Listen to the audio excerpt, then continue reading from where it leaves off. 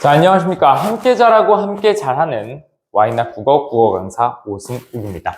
오늘은 배명고 1학년 학교의 특성을 살펴보도록 하겠습니다. 먼저 내신 출제 경향을 분석을 해보겠고요. 내신 대비의 주안점 및 수업 진행 방향을 안내해 드리도록 하겠습니다. 자, 끝으로 연간 커리큘럼을 안내하면서 오늘 시간 마치도록 하겠습니다.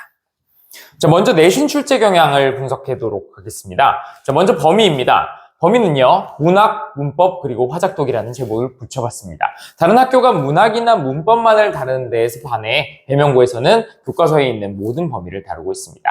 자, 실제로 1학년 1학기 기말고사를 기준으로 살펴본다면 객관식 22문항, 서답형 6문항이 나왔는데요. 그 중에 화법과 작문, 독서가 이제 객관식 4문제, 서답형 1문제, 문법은 객관식 11문제, 서답형 3문제가 나왔습니다. 자, 그 다음에 2학기 중간고사를 기준으로 살펴본다고 해도요. 객관식 23문항, 서답형 7문항 중 화작독 객관식 4문항, 서답형 1문항, 문법이 객관식 8문항, 서답형 3문항이 나왔습니다. 자, 전체적으로 보시면 두루두루 이렇게 나와 있는 것을 알 수 있겠습니다. 전체적인 경향을 말씀드리자면 교과서에 충실한 경향을 보이고 있습니다. 자, 특별히 배명고 시험에서는요. 외부 지문은 출제가 되지 않았는데요. 대신에 이제 화법과 작문 독서를 출제를 하게 됨으로써 다양한 그 화법과 작문 지문에 대한 이해도 필요했습니다. 자, 그러면 우리가 이러한 배명고 시험 문제에 어떻게 대비를 해야 되는지 함께 살펴보도록 하겠습니다. 자, 내신 대비의 주안점입니다. 저희 와이낙 국어에서는 내신 대비의 주안점으로 이 세 가지를 꼽을 수 있겠는데요. 가장 먼저 형광펜 작업입니다. 형광펜 작업은 말 그대로 형광펜으로 모르는 단어를 찾고 그 모르는 단어에 밑줄을 친 후에 그 사전을 찾아서 의미를 적어두는 그런 작업인데요. 사실 요즘 문해력이 강조가 되면서 이렇게 모르는 단어를 알고 나서 공부를 했을 때, 그 교과 공부를 했을 때 이해도가 높아졌다는 연구 결과가 실제로 발표가 되고 있습니다. 자, 하물며 국어 교과에서 이 어휘를 찾는 것은 모든 공부의 시작이 되겠지요. 자, 두 번째는 단권화입니다. 단권화라고 하는 건 말 그대로 한 권으로 만든다는 뜻입니다. 교과서를 사용할 수도 있고 자습서나 노트를 사용할 수가 있는데 기본적으로 아이들에게 학교 선생님의 필기를 잘 적어오고 복습을 하게 합니다. 그리고 그렇게 적어온 필기를 서로 교환을 해서 정리를 해줌으로써 저희가 다른 반 아이들은 어떻게 수업을 듣고 있는지, 내가 혹시 놓친 것은 무엇인지를 확인을 할 수 있습니다.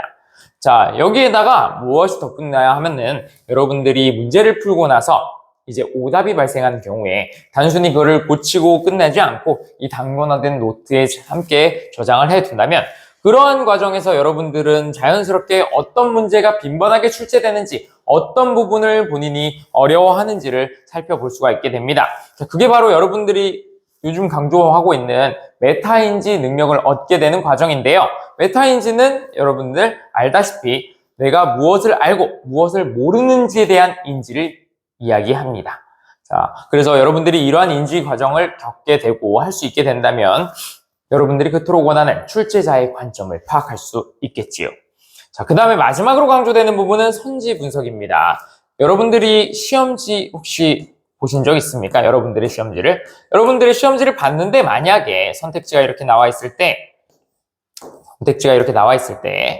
만약에 이렇게 표시가 되어 있다면 아마 그 시험은 잘 본 시험일 확률이 좀 떨어질 것입니다.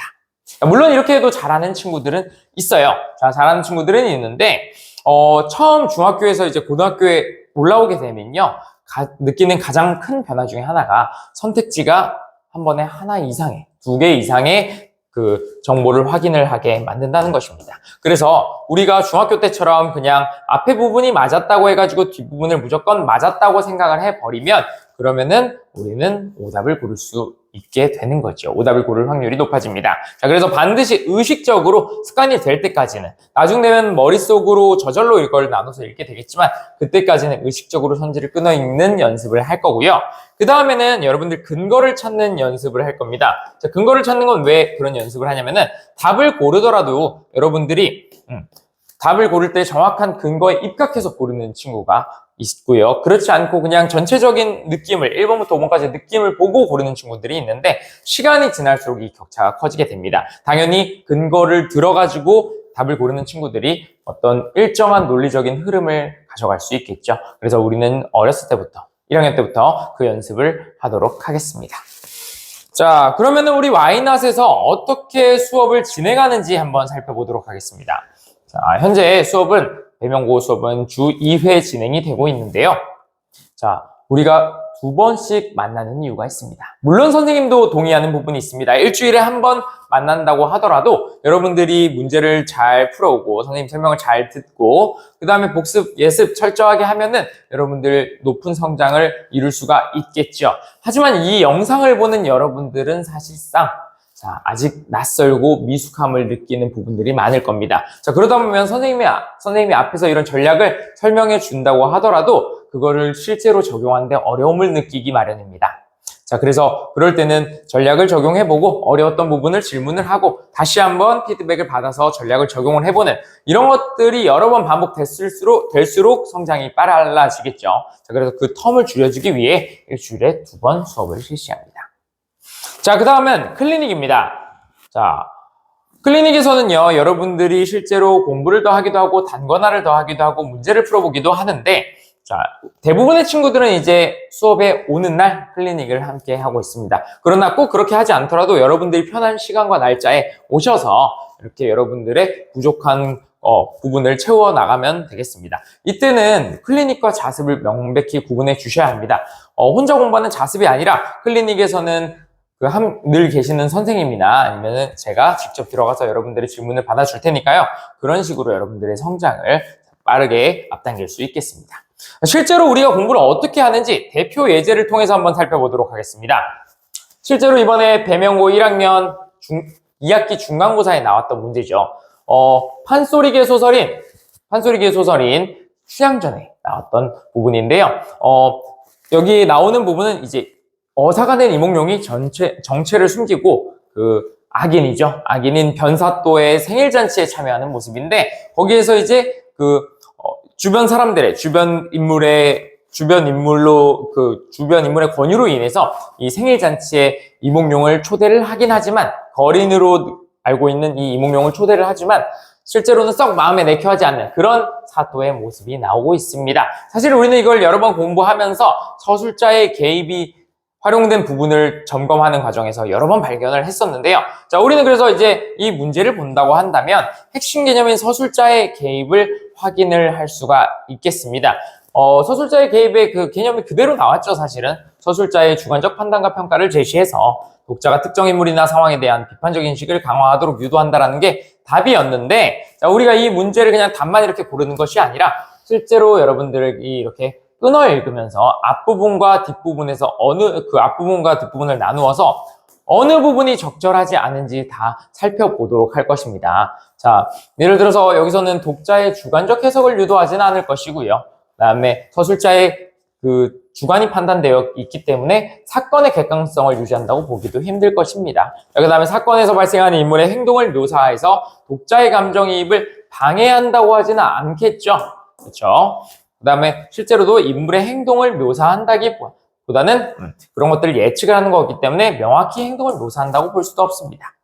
네 번째는요, 비현실적 요소라고 했는데 이 부분이 또 틀리겠죠. 자, 이런 식으로 끊어 읽고 근거 찾는 것들을 여러분들이 직접 나누어서 연습을 해보셔야 됩니다.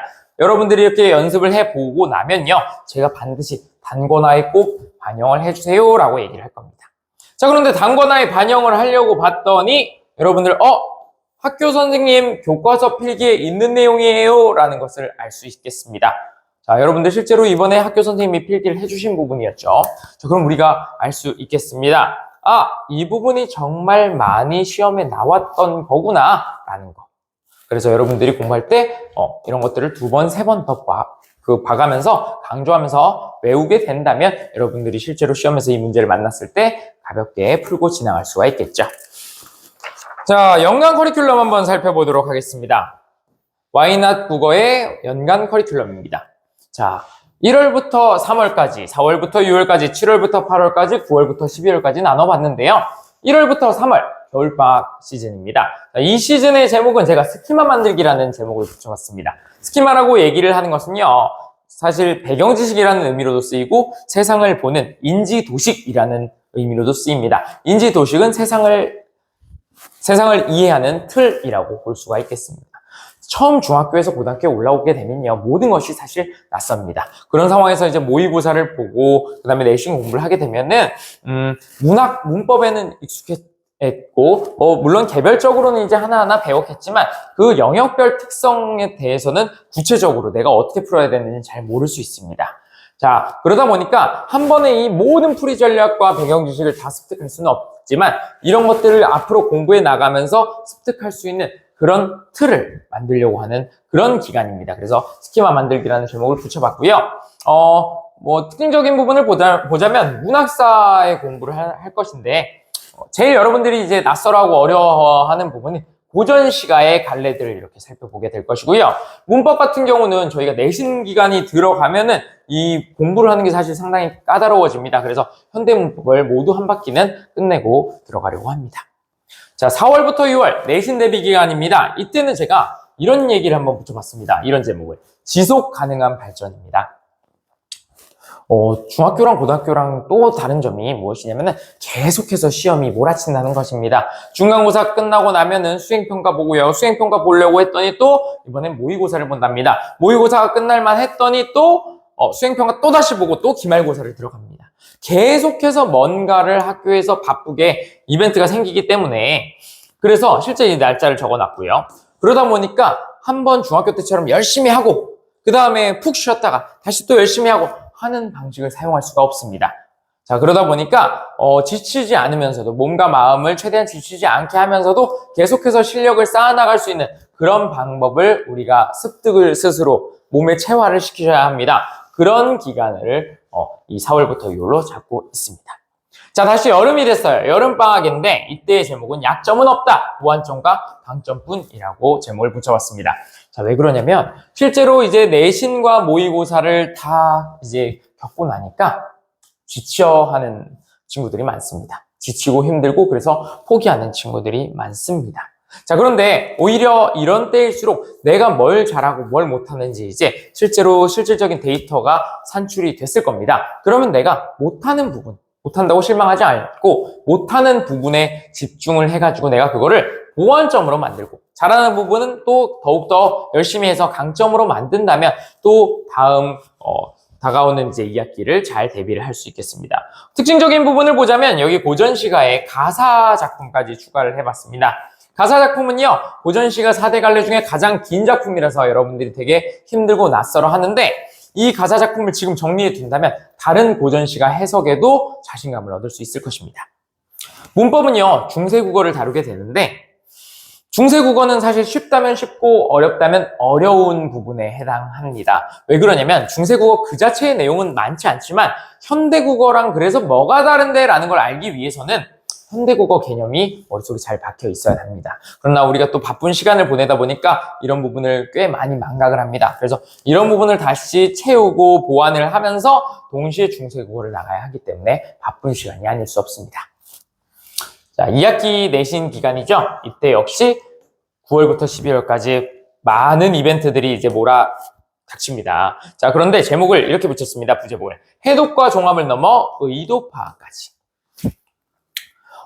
주로 문학에 대한 얘기지만 사실 독서나 다른 영역에도 마찬가지입니다.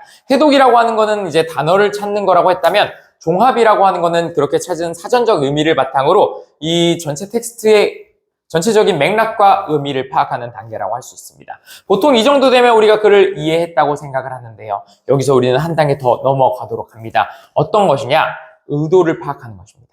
출제자나 작가의 의도를 저희가 반드시 파악을 하게 하는데, 마치 이제 영화 감독님이 코멘터리, 제가 그 장면을 넣은 이유는 이것 때문이어서 제가 꼭 이 장면을 넣자고 얘기했습니다 하는 것처럼 분명히 작가가 꼭 이 부분을 넣은 이유는 명확하게 있을 것입니다. 그래서 우리가 그런 부분에 대해서 살펴볼 수 있는 그런 시각을 기르도록 하게 하려고 합니다. 자, 이렇게까지 우리가 다 살펴봤는데 이제 여러분들 이렇게 설명을 듣고 나서 내가 그럼 공부를 언제부터 해야 되지? 또 진짜 지금 시작하긴 해야 되는 것인가 벌써? 라는 생각을 하면서 여전히 고민을 하는 친구들도 사실 많을 것입니다. 그게 자연스러워요. 그래서 그런 친구들을 위해서 제가 꼭 한마디 덧붙이자면 이런 게 있습니다. 국어 교과는요, 도구 교과라는 이야기를 합니다. 뭐냐면은 이게 국어가 세상을 이해하고 또 자신의 삶을 꾸려나가는데 도구가 된다는, 그런 수단이 된다는 뜻이겠지요. 자, 저는 여러분들이 조금 더 좋은 도구를 쓰기를 바랍니다. 대학까지의 공부가 아니라 대학에서부터 이제 본격적으로 시작될 그때부터 피어날 공부를 하기 위해서는 당연히 더 좋은 도구를 가져야 하겠지요.